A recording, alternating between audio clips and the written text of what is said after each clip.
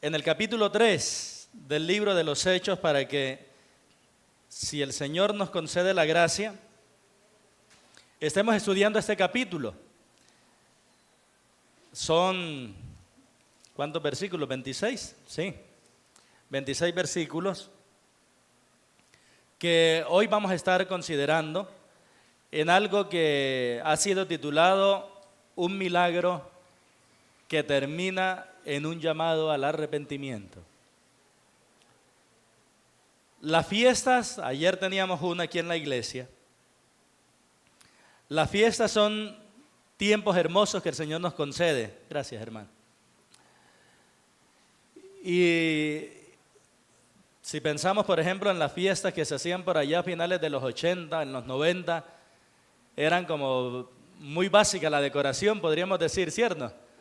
Sencillamente unas bombas, de pronto algún icopor por ahí y ya quedó la decoración. Pero a medida que han venido pasando los tiempos, la industria de la decoración ha venido creciendo y cada vez utilizan cosas más bonitas y cosas más prácticas. ¿Qué día estaba comprando un libro y me dijo la vendedora de CLC, de la librería CLC, me dijo: Pastor, espere y se lo envuelvo en una bolsa y le coloco un moño? Y yo le dije: no, es que no tengo mucho tiempo, debo salir rápido. Y dijo: no, el moño es nada más hacer así. Jaló una pita y quedó el moño hecho. y el comercio ha desarrollado una cantidad de cosas bien hermosas para hacer fiestas muy bonitas. Y un uso adecuado de todas esas cosas, de sempertinas, de bombas, de bolsas, de letreros, de luces, de toda esa cantidad de cosas. Un buen uso de todas estas cosas puede ser de mucha utilidad, pero como siempre hay que tener cuidado. ¿Por qué razón? Porque hay ocasiones donde se puede enfatizar mucho en lo decorativo y se deja a las personas que son la razón de ser de la decoración. Porque considero yo que si no hay una decoración, pero hay personas, hay fiesta. Pero si hay una decoración bien hermosa y no hay personas, ¿qué tenemos? Nada, una decoración. ¿Por qué les estoy diciendo esto, hermanos? Porque en ocasiones le podemos dar mayor atención a lo menos importante. Y en ocasiones podemos colocar todo tan bonito y esclavizar a las personas. No puede tocar, no puede mirar, no puede. Porque se le da mayor atención a lo que no requiere tanta. Y algo así, hermanos, es lo que sucede con los milagros. Con frecuencia se escuchan predicaciones que hacen de los milagros el centro, como lo más importante. Y a la luz de la Biblia, mis queridos, cada milagro que se registra tiene un propósito que va mucho más allá del milagro. El Señor sanó a 10 leprosos con el objetivo que todos se devolvieran, pero nada más volvió uno. ¿Y qué hizo el Señor con ese uno? Lo salvó. El Señor sanó a un ciego, pero además de sanarlo, ¿qué hizo con ese ciego? Lo salvó. El Señor sanó a la mujer del flujo de sangre, pero además de sanarla, ¿qué hizo el Señor con ella? La salvó. Entonces, hermanos, cada vez que nosotros tenemos un milagro, el centro no es el milagro. El centro es lo que el Señor quiere enseñarnos con ese milagro. Y con frecuencia los milagros son usados para ilustrar lo que ocurre en el mundo espiritual. ¿Para qué sanó el Señor al ciego? Para hacernos entender que la persona que no ha tenido un encuentro personal con Cristo está ciega a lo espiritual, por eso nunca puede ver a Dios. ¿Para qué sana el Señor al paralítico? Para hacernos entender que una persona en el ámbito espiritual no puede moverse, no puede caminar por sí misma, sino que necesita que Cristo llegue a ella. ¿Y para qué sana el Señor, como leímos hace un momento en Hechos capítulo 3? ¿Para qué sana el Señor al cojo? Para decirnos, hermanos, que así como este cojo necesitó personas para que lo movieran, De la misma manera nosotros necesitamos a Dios porque sin Él nada podemos hacer. Este milagro que se inicia, con el que se inicia hablando el capítulo, no es usado por Pedro como el tema central, sino como la introducción a algo más importante. Y ese algo más importante es el llamado al arrepentimiento. El apóstol usa este milagro para hablar de Cristo. El apóstol usa este milagro para hablar del pecado del hombre y así enseñar una cosa, hermanos, que la culpabilidad del hombre debe llevarlo al arrepentimiento.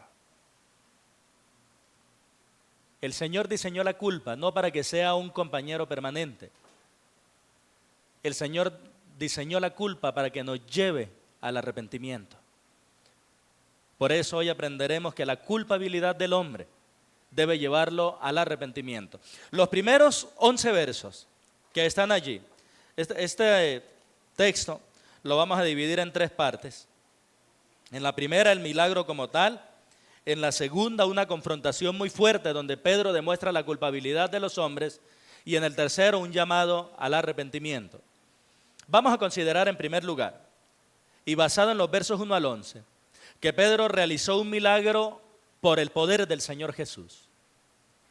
Es decir, Pedro pudo hacer un milagro, pero él reconoce a través de lo que dice que el milagro no lo hizo él, que él sencillamente fue un instrumento en las manos del Señor Jesús. Pero hay 4 elementos de ese milagro que nos van a ayudar mucho para evaluar los milagros a la luz de la Biblia y saber qué aplicación tiene para nuestros días.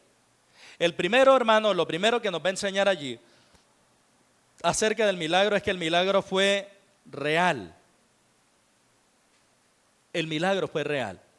Versos 1 y 2, por favor, ayúdenmelo a leer si son tan amables. 1, 2 y 3.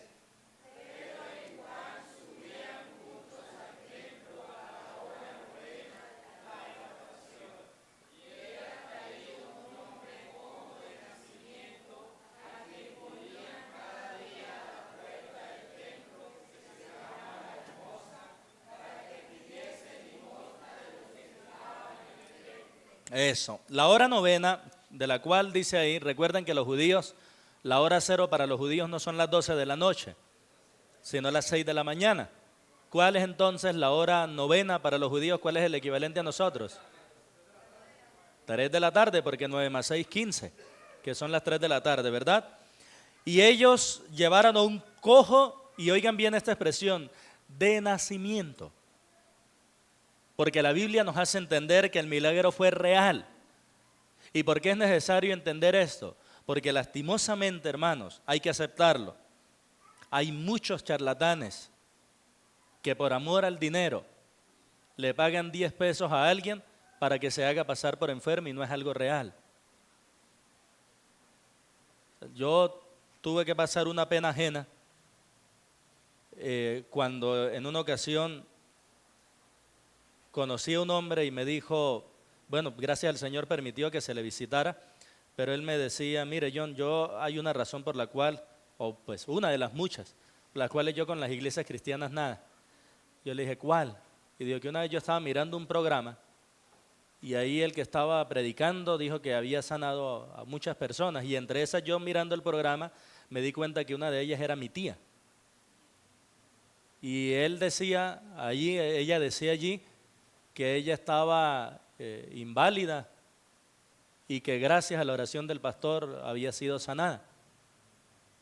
Y luego yo busqué a mi tía y le dije, tía, pero usted por qué decir que es inválida si usted toda la vida ha caminado bien. Y la respuesta de mi tía fue, hijo, usted sabe que donde a mí me dan 20,000 pesos, ahí estoy yo. Y fue una vergüenza grande. Por eso es que enfatizo que el milagro que aquí se registra es un milagro real. Él fue alguien cojo, no ciego, cojo de nacimiento y lo ponían a la puerta del templo para pedir limosna porque normalmente la persona está más dada a dar cuando está en los templos. ¿Sí se han fijado en eso? Pero eso no es raro encontrar a las entradas de los templos, me regala una moneda porque en ese momento los seres humanos están más inclinados a dar. y lo ponían allí a la entrada para que pidiese limosna. Pero ahora es interesante de que aparte de que el milagro fue real, también nos enseña que el milagro fue hecho en el nombre de Jesús. Y me llama la atención que dice, aquí no vamos a leer todos los versos, pero el verso 4 dice que Pedro con Juan, fijando en él los ojos.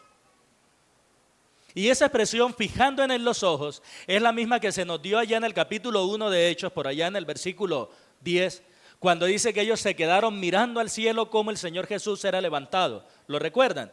Quiere decir que esta mirada era una mirada intensa, una mirada muy profunda. Y se quedaron mirándolo y pues por supuesto el verso 5, como es natural, él estuvo atento al cojo esperando recibir algo de ellos.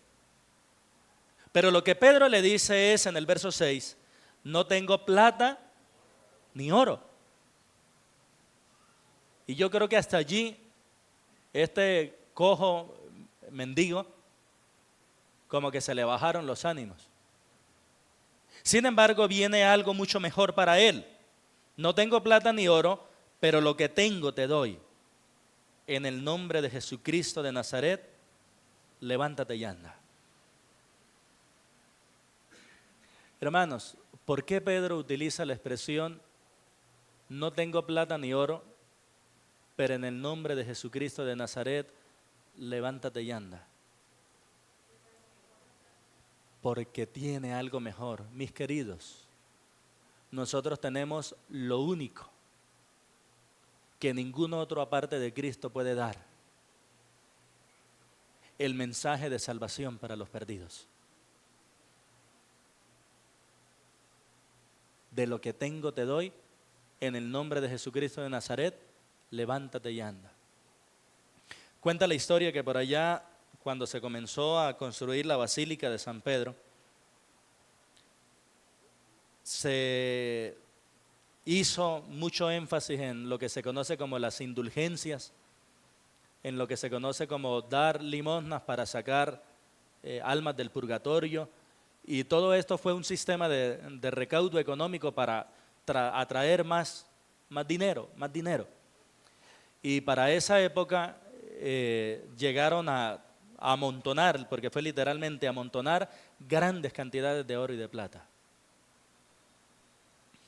Y uno de los de la iglesia, un cardenal que estaba, le dijo a otro que era amante de la palabra de Dios y que no comulgaba con eso que se estaba haciendo, que era un engaño a las demás personas.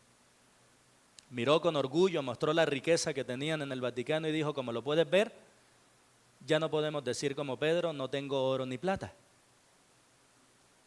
Y el otro lo volteó a mirar y le dijo, pero lastimosamente tampoco podemos decir como él, en el nombre de Jesús de Nazaret, levántate y anda. Mis queridos, todo milagro siempre se hace en el nombre de Jesús de Nazaret, porque la palabra o el término nombre indica autoridad, indica poder. Entonces cuando dicen en el nombre de Jesucristo de Nazaret, estamos hablando de la única autoridad, estamos hablando del único poder ante el cual un día se doblará toda rodilla y toda lengua lo confesará como Señor. Ese milagro fue real, fue hecho en el nombre del Señor Jesús, y por eso es que el verso 7 registra que tomándole por la mano derecha le levantó y al momento se le afirmaron los pies y los tobillos. ¿Y a qué condujo ese milagro? Según los versículos 8 y 9, ¿a qué condujo? ¿A qué lo condujo? A ver. A alabar a Dios. Y eso es lo otro que nos enseña de los milagros, que ese milagro produjo alabanza a Dios, porque él entró en el templo andando y saltando y alabando a Dios, y todo el pueblo le vio andar y alabar a Dios. Pregunta, ¿conocida esa persona para todo el pueblo? ¿Por qué lo conocían? Toda su vida lo habían visto allí y toda su vida habían podido constatar que era una persona que estaba lisiada de los pies.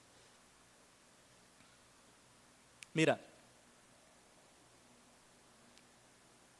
grabemos algo en nuestro corazón. Cada favor que Dios nos hace debe llevarnos a la alabanza a Él.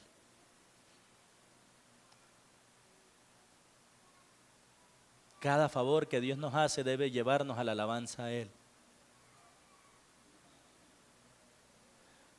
Una de las cosas más fuertes, más complejas que se viven en el ministerio pastoral es lo relacionado a los demonios. Pero sabes que algo que a mí me ha dejado una profunda tristeza es cómo Dios agarra a una persona y la libera y luego esa persona se niega a creer en Cristo como su Salvador, quedando expuesta a mayor peligro. Y del mismo modo como una persona puede recibir cualquier favor del Señor, de sanidad, de lo que sea, y utiliza eso en lugar de acercarse a Dios para alejarse de Él. Tal cual como 9 de los 10 leprosos que el Señor sanó. Mis hermanos, todos los favores que nosotros recibimos al Señor, que nos lleven a la consagración a Él. Si es un favor de que el Señor nos sanó, nos quitó la enfermedad, utilicemos la salud para servirle. Si es un favor que el Señor nos ayudó en algún aprieto económico, utilicemos los recursos para servirle. Si es un favor que el Señor nos permitió desplazarnos a un lugar donde vamos a gastar menos tiempo, invirtamos ese tiempo extra que tenemos para servirle. Cualquier favor del Señor usémoslo para alabarlo a Él, para bendecirlo a Él. Y aparte de eso, hermanos, hay algo que yo no quiero dejar de pasar por alto. Y es que los versos 10 y 11 nos enseñan que el milagro fue confirmado por todo el pueblo. Verso 10. Y le reconocían. ¿Quién? Según el verso 9, ¿quién le reconocía? ¿Quién? No dice solo el pueblo. Todo el pueblo. Le reconocían que era el que se sentaba a pedir limosna a la puerta del templo La Hermosa. Y se llenaron de asombro y espanto por lo que había sucedido, y teniendo asidos a Pedro y a Juan, el cojo que había sido sanado, todo el pueblo, miren cómo es enfático, atónito, concurrió a ellos al pórtico que se llama de Salomón. ¿Se dan cuenta, hermanos, que el milagro fue confirmado por todo el pueblo? Miren, los del Sanedrín, los judíos que hacían parte del Sanedrín, eran los enemigos número 1 del cristianismo. Eran los enemigos número 1 de Jacobo, Pedro, Juan, de todos los discípulos. ¿Y por qué digo eso? Que el milagro fue confirmado por todo el pueblo. Porque si hubiera habido alguien interesado en mostrar que ese milagro era falso, era precisamente ellos. ¿Por qué razón ellos no pudieron negar este milagro? Porque fue real. ¿Por qué creen ustedes que los del Sanedrín no pudieron negar la resurrección de Cristo a propósito del domingo de resurrección? Porque no pudieron coger el cuerpo y decirle, aquí está muerto, sino que tuvieron que aceptar, es verdad lo que estos locos dicen. Miren ustedes en sus Biblias, no pierdan el capítulo 3, por favor. Pero miren el capítulo 4, verso 16. Están hablando los del Sanedrín. Están hablando los líderes de Israel, enemigos de los cristianos. ¿Y qué dicen en el verso 16? ¿Qué haremos con estos hombres? Porque de cierto, señal manifiesta ha sido hecha por ellos, notoria a todos los que moran en Jerusalén. ¿Y qué ocurre? Entonces, como no lo pudieron negar, se inventaron una mentira.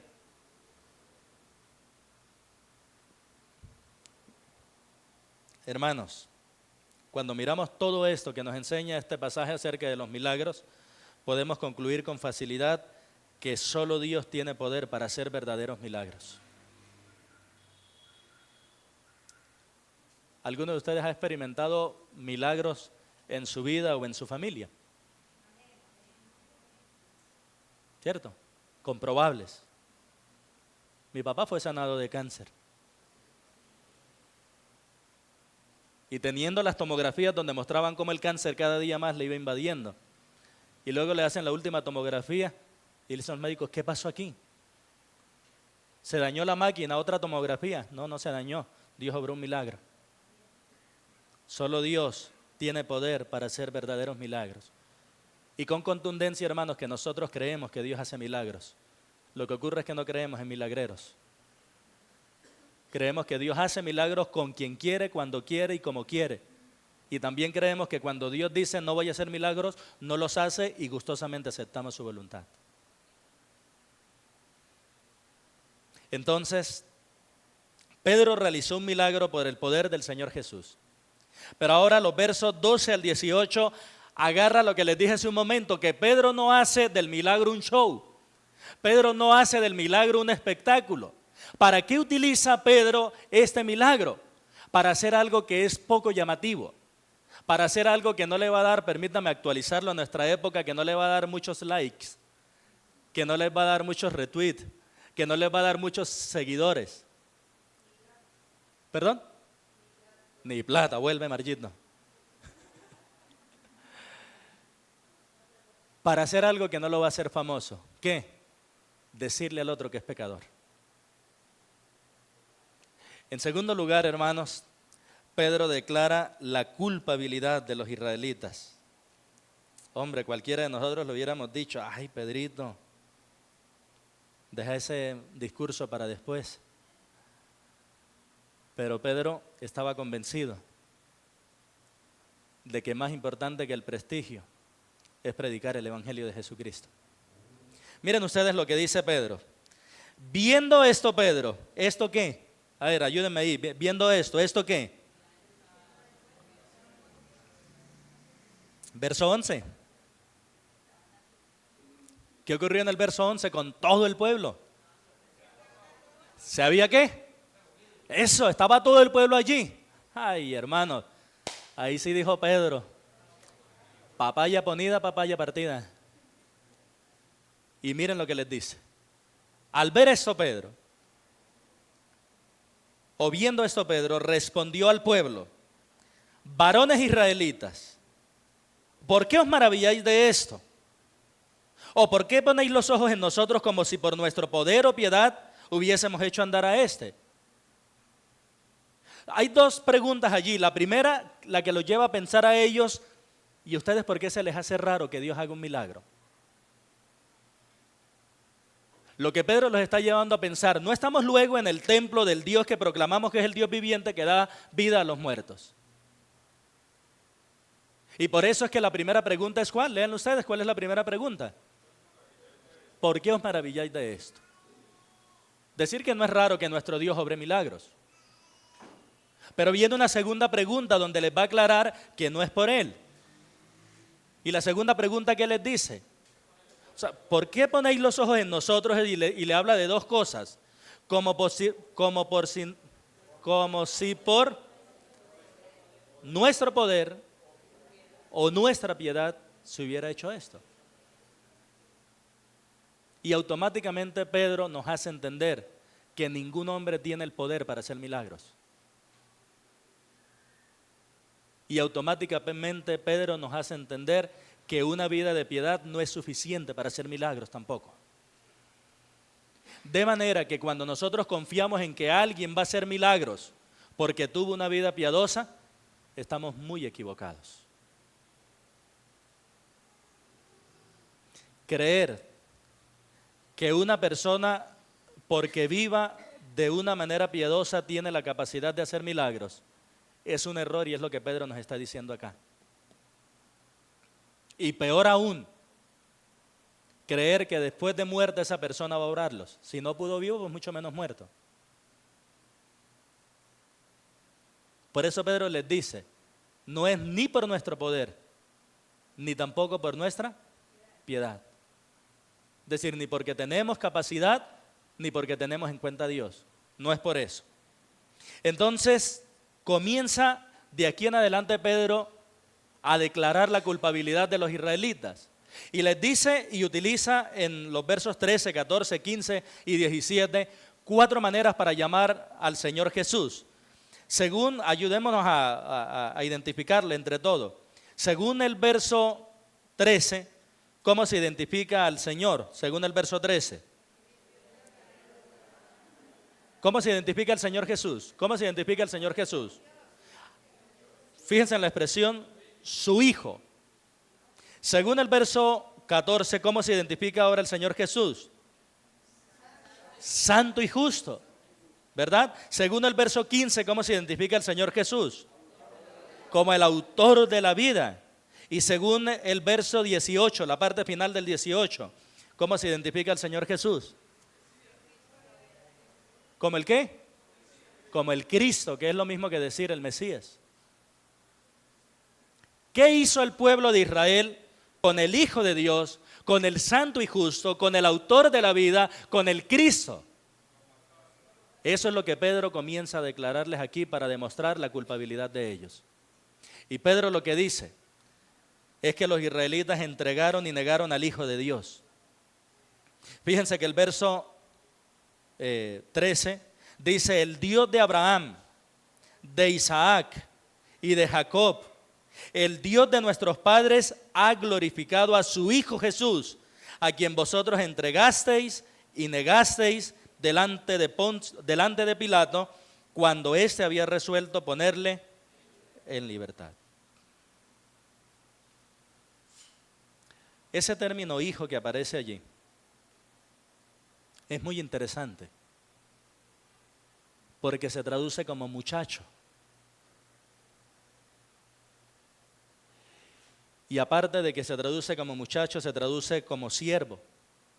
Pero ¿saben qué me llamó la atención?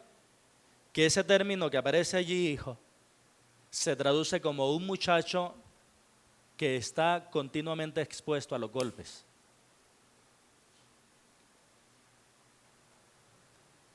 ¿Recuerdan ustedes un capítulo de Isaías que habla del Señor Jesús como el varón de dolores? ¿Recuerdan? Capítulo 53, ¿lo recuerdan? Desechado él y despreciado entre los hombres, le tuvimos por herido de Dios, abatido, varón de dolores, como que escondimos de él su rostro, mas el Señor puso la carga de nuestro pecado sobre él. Ese es el término hijo, que se traduce como muchacho, que se traduce como siervo, el que se traduce en Isaías 53. Por lo cual lo que dice Pedro es: ustedes entregaron y negaron, es decir, rechazaron a aquel que Dios había elegido para llevar nuestras maldades. Pero también les dice Pedro algo más en el verso 14. No solo que los israelitas entregaron y negaron al Hijo de Dios, sino que los israelitas negaron, vuelve a utilizar el mismo verbo. ¿A quién?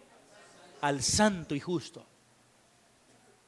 Santo quiere decir apartado. Y justo quiere decir una persona intachable, recta. Y no dice a uno de los santos, ni dice a uno de los justos. Al, porque ¿cuántos hay en esa categoría? Y al justo, porque ¿cuántos hay en esa categoría? Uno. Negar es rechazar. Es decir, el Señor les entregó a su santo y ellos dijeron: no lo queremos. El Señor les entregó al justo y ellos dijeron: no lo queremos. Y Pedro está declarando la culpabilidad de ellos para dejarlos convencidos de que han obrado de una manera impía. Pero no es todo, porque faltan dos más. Además de eso, los israelitas en los versos 15 y 16 hicieron algo ahora con el autor de la vida. ¿Qué hicieron? Mataron al autor de la vida. ¿A ustedes no se les hace hasta contradictoria esa expresión, matar al autor de la vida? A Cristo se le reconoce como el autor de la fe, ¿verdad? A Cristo se le reconoce como el autor de la creación, pero también a Cristo se le reconoce como el autor de la vida, a quien Dios ha resucitado de los muertos, de lo cual nosotros somos testigos. Hermanos, una pregunta: si Jesús no se hubiera levantado de los muertos, ¿habría sido fácil de refutar esta afirmación? ¿Sí o no? Si Jesús no se hubiera levantado de entre los muertos, ¿habría fácil refutar, tumbar, echar por tierra esta declaración? ¿Y por qué ellos se quedaron callados entonces? Sabían que era cierto. Nuestro Señor Jesús resucitó. Si los líderes judíos hubieran podido demostrar o mostrar el cadáver de Jesús, la iglesia hubiera nacido muerta. Pero no pudieron, porque nuestro Señor resucitó, porque nuestro Señor ascendió a los cielos y porque nuestro Señor un día volverá.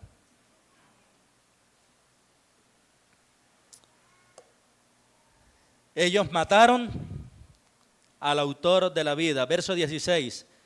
Pero por la fe en su nombre, ¿en el nombre de quién? A este que vosotros veis y conocéis. ¿Quién? No. El cojo, que es el que ellos han visto y han conocido por años. Por la fe en su nombre, a este que vosotros veis y conocéis, le ha confirmado su nombre. Y la fe que es por él ha dado a este completa sanidad en presencia de todos vosotros. ¿Para qué entonces utiliza Pedro el milagro? Para decir, así como Dios verdaderamente salvó a este, así Dios ha hecho salvador a su Hijo Jesucristo. Y Pedro está demostrando la culpabilidad de los judíos. Pero falta una más, porque el verso 17 y el verso 18 nos enseñan que los israelitas hicieron padecer a Cristo. Pero esta acusación lleva aquí como un tinte de misericordia. Porque fíjense que el verso 17 dice, mas ahora, hermanos, sé que por ignorancia lo habéis hecho, como también vuestros gobernantes. ¿Verdad? Pero Dios ha cumplido así lo que había antes anunciado por boca de todos sus profetas, que su Cristo había de padecer. Me llama la atención esto, hermano, de esta manera. Pedro dice, yo sé que por ignorancia lo hicieron. Pero sepan algo, Dios había decidido que su Cristo había de padecer, pero ¿quiénes fueron los instrumentos para lograr eso? Ellos, por lo cual eran tan culpables como lo fue Judas.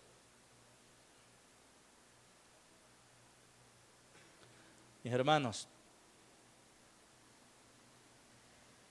es maravilloso que el rechazo y la ejecución del Mesías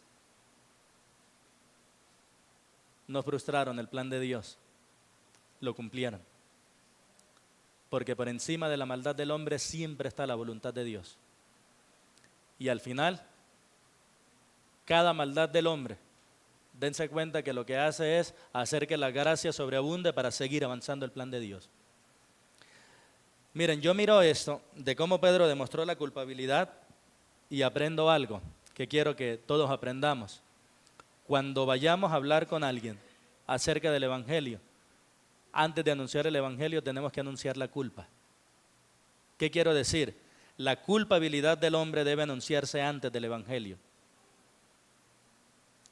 Si yo le doy, es que es muy lógico. Si yo agarro, en el sentido común, utilicemos el sentido común. Y yo le digo, Joanny, tómese este medicamento contra la epilepsia. Obrando con sentido común. ¿Qué hace Joanny? ¿Ah? No se lo toma. Pero ¿qué ocurre si Joanny ha ido al médico? Y luego de analizar varios episodios, y luego de realizarle tomografías, exámenes, el médico le dice, usted sufre de epilepsia. Y le llego yo a Joanny y le dije, Joanny, tómese el medicamento para la epilepsia. ¿Qué ocurre ahora? ¿Por qué razón? Entonces, ¿por qué en primer lugar me lo rechaza y en segundo lugar me lo acepta? ¿Cuál es la diferencia? Porque ahora él sabe que está enfermo. Él antes pensaba que no, aunque sí. Pero ahora él sabe, y como él sabe, busca el remedio. Eso es lo mismo cuando nosotros agarramos a una persona que está pecando y le decimos, Dios tiene un plan maravilloso para ti, Cristo te ama. Eso no es incorrecto, eso es cierto. Pero antes de eso, él tiene que saber que es un pecador, que ha ofendido a Dios y que tiene una cuenta muy seria con él. Porque el infierno es real. No sé si me explico, hermanos.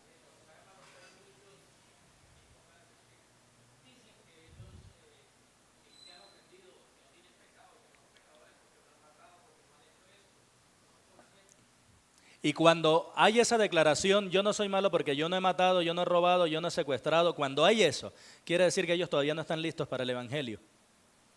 Ellos están listos para que se les demuestre a la luz de la Biblia que son pecadores. En una ocasión fui a visitar a una muchacha y ella tenía algo así, un pensamiento así, donde decía, no, es que yo tal día tomé la decisión, yo no vuelvo a pecar contra Dios. Esto es real. Y yo le dije, ¿cómo te ha ido con eso? Y dijo, sí, yo no he vuelto a pecar. Y yo le dije, ¿y en qué sabes que tú no has vuelto a pecar? Digo, no, yo no volví a hacer esto, yo no volví a hacer esto, yo no volví a hacer esto. Tal. Yo le dije, listo. ¿Has tenido algún pensamiento pecaminoso luego de esa época? Y agachó la cabeza y me dijo, sí. ¿Te han dado ganas, deseos de hacer algo malo porque como venganza, precisamente estaba teniendo ella dificultades maritales? ¿Te ha provocado en ocasiones como agarrar a tu esposo y agachó más la cabeza y me dijo, sí. Yo le dije, pero vamos a suponer que tú no has pecado desde el día que tú me dices. ¿Cuánto llevas sin pecar? Y me dijo, 6 meses. Yo le dije, bien. ¿Cuántos años tienes? No me quiso decir. No, mentira, sí me dijo. 28. Y yo le hice esta pregunta. ¿Y qué vas a hacer con tus pecados de 28 años contra Dios? Y le dije, yo voy a partir de que te creo que no has vuelto a pecar desde hace 6 meses. Voy a partir de que te creo. ¿Qué vas a hacer con los otros 28? Porque esos están allí sin pago. Y esos te están acusando de que tú tienes una cuenta contra Dios. Y después de que ella cayó en cuenta de la gravedad de su pecado, ahí sí hizo la pregunta correcta. Pastor, ¿qué tengo que hacer entonces? Tal cual como el carcelero de Filipos. Varones, ¿qué debo hacer para ser salvo? Miren que eso es lo mismo que nos registra Juan. Ahí hay un versículo, ¿cierto, hermano Gerson? Juan 1, 11 y 12, un versículo muy conocido, 2 versículos muy conocidos. A lo suyo vino y los suyos no le recibieron. Mas a todos los que le recibieron, a los que creen en su nombre, les dio potestad de ser hechos hijos de Dios. Mis queridos, asegurémonos que las personas han comprendido no solamente que son pecadoras, sino que tienen conciencia de cuán terrible es su pecado. Mientras no se llegue a ese punto, ellos van a creer que le están haciendo un favor a Dios si creen en Jesús. Y eso es lo que hace que muchas congregaciones hoy en día estén llenas de asistentes que no doblegan su voluntad a la soberanía de Dios y al señorío de Dios. Porque creen que le están haciendo un favor con ir a la iglesia. Porque creen que le están haciendo un favor con hacer prácticas cristianas. Porque no ha habido un hombre o una mujer que con la Biblia en la mano les demuestre: ustedes están muertos en delitos y pecados.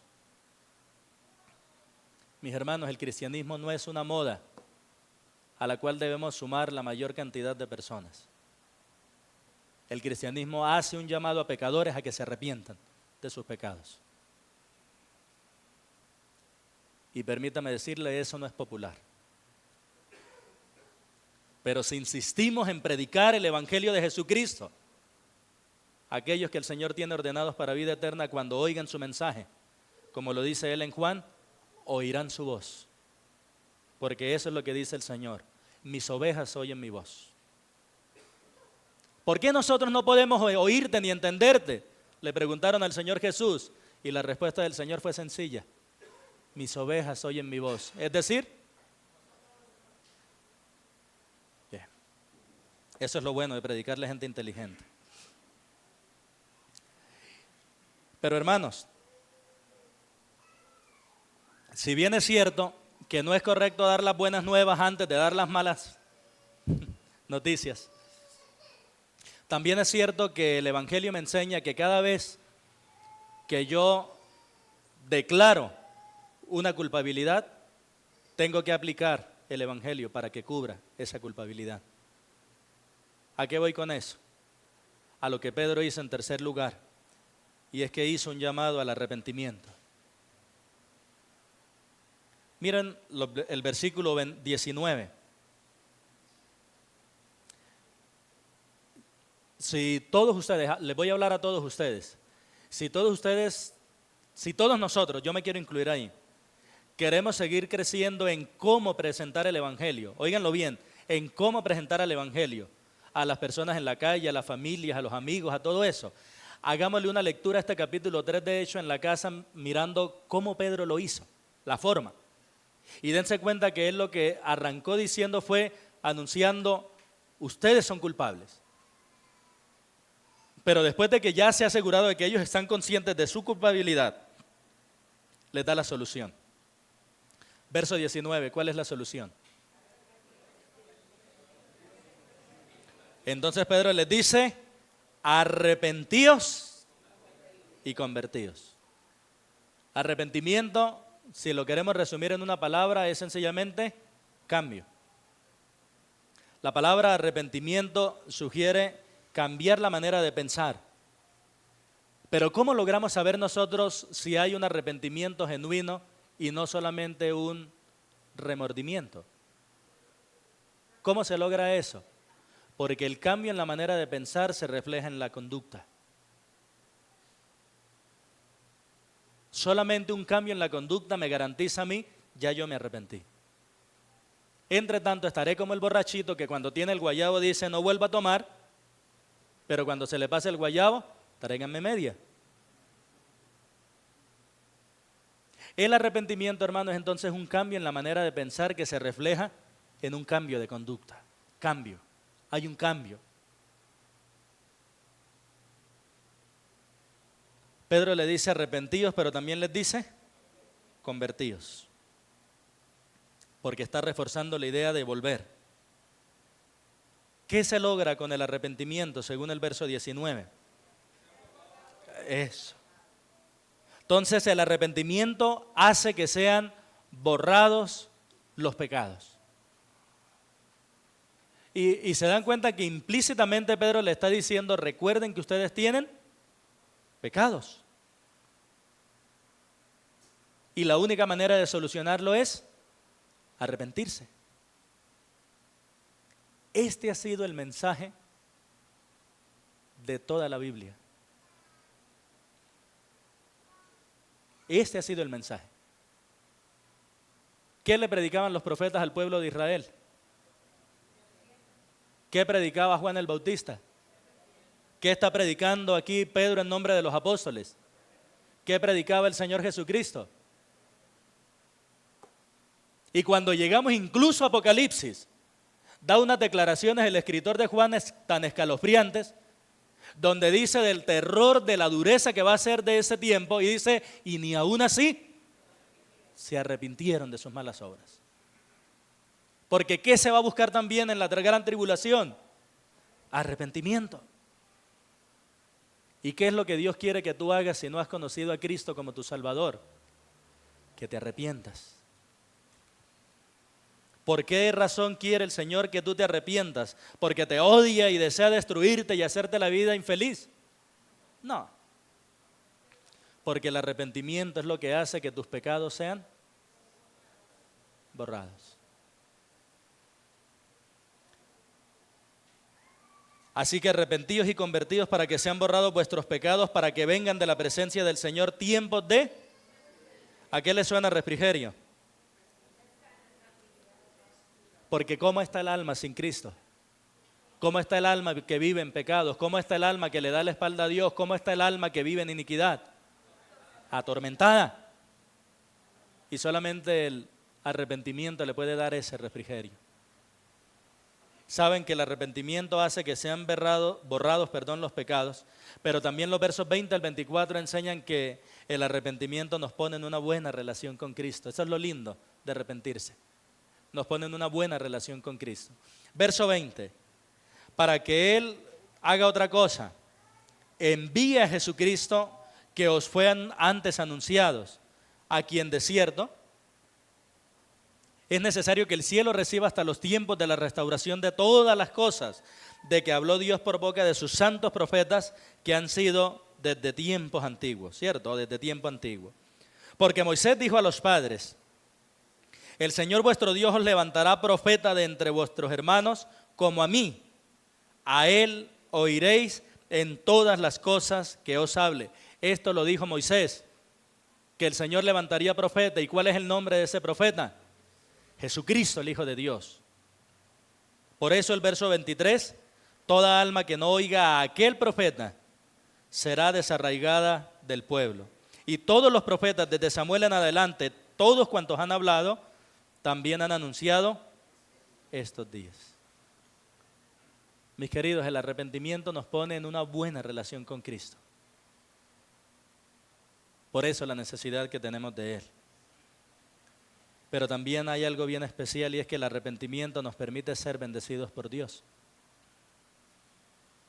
Porque el verso 25, Pedro los anima recordándoles algo. Vosotros sois los hijos de los profetas. Vosotros sois los hijos del pacto que Dios hizo con nuestros padres, diciendo a Abraham, en tu simiente serán benditas todas las familias de la tierra. Y en el verso 26, a vosotros primeramente Dios, habiendo levantado a su Hijo, lo envió para que os bendijese. ¿Para qué envió Dios a Jesucristo? Miren eso, miren. Habiendo levantado a su Hijo, lo envió. ¿Para qué? Hermanos, ¿para qué envió Dios a Jesucristo, según el verso 26? Para bendecirnos. Pero ¿cómo se obtiene esa bendición? ¿Cómo? Bien, pero en esa época marcada tanto por la idolatría, por la avaricia mejor, marcada tanto por la avaricia, por el amor al dinero, por el Dios Mamón, yo no quiero que pensemos que la bendición de la cual está hablando ahí se mide en dólares o en pesos. Porque ¿cuál es el resultado de la bendición de Dios? Parte final del verso 26. ¿Cómo lo dice? A fin de que cada uno se convierta de su maldad. Esa es la bendición. Si esa es la bendición, ¿qué es vivir en maldad? Hermanos, ¿cómo son las familias que se dejan guiar por la maldad? ¿Cómo son? Piensen. ¿Qué caracteriza a las familias que se dejan guiar por la maldad? Díganme ustedes, ¿qué los caracteriza? ¿Qué características hay? Crueldad, desunión, violencia, desamor, muerte, traición. ¿Cómo? Tristeza, pleitos, engaños, ira. O sea, eso es lo que hace una familia que se deja guiar por la maldad. ¿Se dan cuenta por qué el Señor dice aquí en el verso 26, a fin de que cada uno, o mejor, desde más atrás, lo envió para que os bendijese, a fin de que cada uno se convierta de su maldad? ¿Sabes que una de las bendiciones mayores del Señor Jesucristo es que nos libra de la obligación de pecar? Porque antes de Cristo todos estábamos obligados a pecar. Antes de Cristo todo ser humano simplemente queda en buenas intenciones. Antes de Jesucristo todo ser humano simplemente dice yo quiero pero no puedo, porque es real. Ningún ser humano tiene la capacidad para vencer el pecado. Pero después de Jesucristo tenemos a un nuevo y mejor amo. Y ese amo que tenemos ahora nos libra del pecado. De manera que, hermanos, ya no estamos obligados a pecar. Entonces, si no estamos obligados a pecar, ¿por qué pecamos los cristianos? Sencillamente porque queremos. Y estamos tan engañados que pensamos que el placer que queremos nos lo brinda el pecado y no nuestro Salvador. Por eso la importancia de crecer cada día más en el conocimiento de la gloria, de la belleza, de la majestad de Jesucristo. Porque entre más conozcamos la gloria, la belleza, la majestad de Jesucristo, más diremos el pecado no tiene sentido.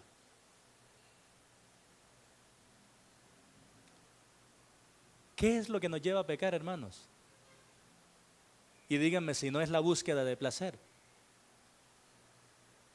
¿Qué busca una persona que se droga? Placer. ¿Qué busca una persona que se emborracha? Placer. ¿Qué busca una persona que usa mal el sexo? Placer. Todos los pecados nosotros los cometemos, hermanos, con el deseo de obtener placer. ¿Y cuál es la única manera de poder vencer de verdad, de poder arrancar de raíz eso? Que yo me dé cuenta cuán dulce es Jesucristo. Alguien lo dijo acertadamente. Sabremos que el pecado es amargo cuando hayamos comprobado lo dulce que es Cristo. Por eso, hermanos, la bendición de que habla Pedro acá es la libertad del pecado. ¿Y cómo se logra todo eso? Según todo este sermón que da Pedro acá. Mis queridos, en una sencilla frase, el arrepentimiento es la llave que abre todo. Así sencillamente. El arrepentimiento es lo que nos permite recibir el perdón de nuestros pecados. El arrepentimiento es lo que nos permite tener una relación correcta con Jesucristo. Y el arrepentimiento es lo que nos hace libres del pecado para poder disfrutar cada día la bendición de decir no. Prefiero el modelo de Dios que es el mejor. Mira, Pedro hizo un milagro por el poder del Señor, pero no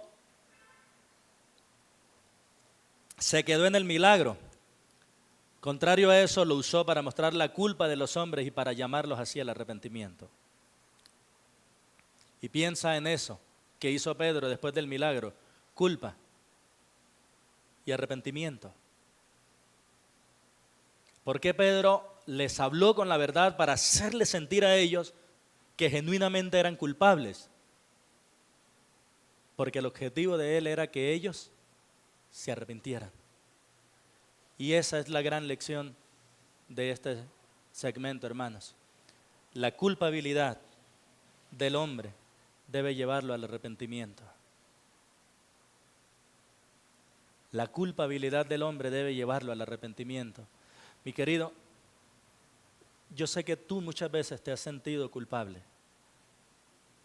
Mi querida, yo sé que tú muchas veces te has sentido culpable. Y yo sé que esa culpa muchas veces te ha hecho llorar. Y usted dirá: pastor, ¿por qué lo sabe? ¿Usted es brujo? No. Porque fue mi misma experiencia antes de Cristo. Tener una culpa que sencillamente se manejaba la culpa y la culpa y la culpa y la culpa y la culpa, y en las noches llorando, y venía el insomnio y venía la depresión y venía la tristeza y venía el deseo de morirse. Yo sé que se siente.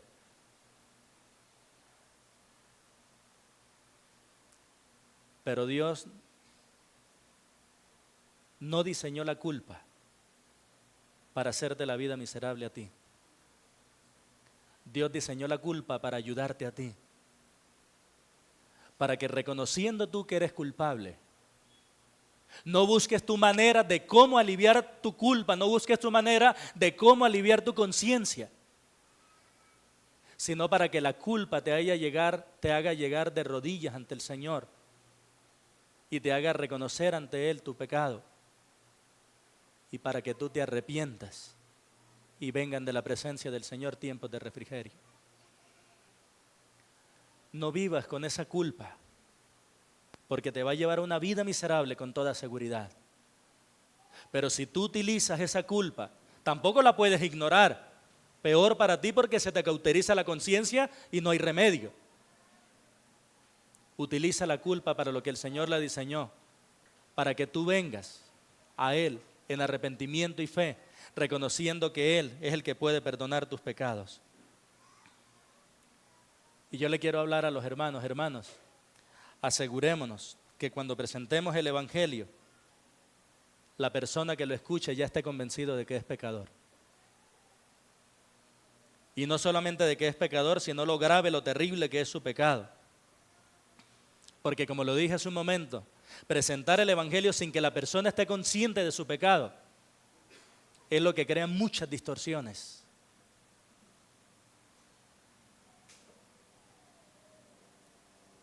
Mira, si hay alguien que aún no ha creído en Cristo, yo quiero que piense en esto. Su pecado es tan grave que la única manera de pagarlo fue matar al santo y al justo Hijo de Dios. Y yo quiero que tú pienses en la cruz de Cristo. Yo quiero que tú medites en la cruz de Cristo. Porque esa cruz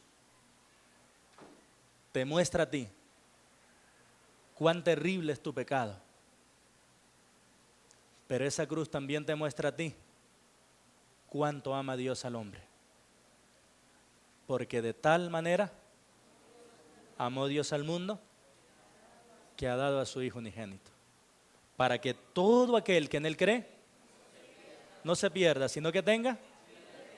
Mira, la palabra del Señor es tan clara que no te está diciendo que tú tienes que hacer cosas, que tú te tienes que lacerar, que tú te tienes que flagelar, no. Es muy clara la palabra del Señor cuando dice: cree en el Señor Jesucristo y serás salvo. Hoy te invito a que tú creas en Jesucristo como tu único y suficiente Salvador, a que reconozcas tu maldad, a que reconozcas tu impiedad y que sepas que eso llevó a Jesucristo a la cruz del Calvario. Y si tú lo haces en las palabras del apóstol Pedro, recibirás la bendición y podrás tener por fin una vida de refrigerio. Vamos a orar al Señor. Padre de los cielos, te alabamos y te damos muchas gracias, porque según tu bondad y tu misericordia nos has permitido estudiar hoy un capítulo completo que nos llama al arrepentimiento de los pecados que cometemos a diario los cristianos y al arrepentimiento del pecado de negarse a creer en Cristo para los no creyentes. Oramos pidiéndote que tu Espíritu Santo obre en el corazón de cada persona que está aquí, cada persona que ve esta transmisión, trayendo genuino arrepentimiento y genuina salvación. En Cristo Jesús, amén y amén. Bueno, mis queridos, el Señor les bendiga, el Señor les guarde. Aquí tenemos la venta, Alina Sofía. Podemos abrir allí la puerta y pueden pasar los varones, recogemos las sillas.